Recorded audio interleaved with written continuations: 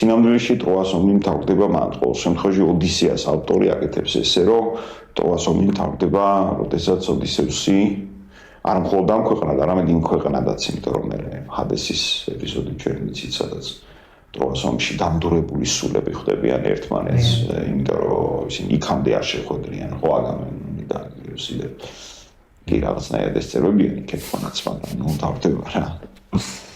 ახლა ესე და ეს ახალი ტროაც რომელიც ეგრეთ წოდებული ტროა რომელსაც ეს სასწრები მოაწყობენ ისინი ჩადიანი ხვდებიან ესე ვთქვათ ნამდვილ ტროაში დაუყო გმირებს და მათ შორის არ არის კონფლიქტი მათ ესმით ერთმანეთის და ახლა ეს შეიძლება ითქვას რა ეხლა იმისა რომ გამონიძახეს რა ოდისევს გაუმარჯოს ღმერთმა და კაიგაცი ყოფილა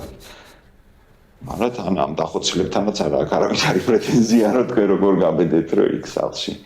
იმეს დავხვდით ხო და ნუ ამბავი არის ეგეთი რომ იქ სინამდვილეში ეს მამასთან შეხვედრის ეპიზოდში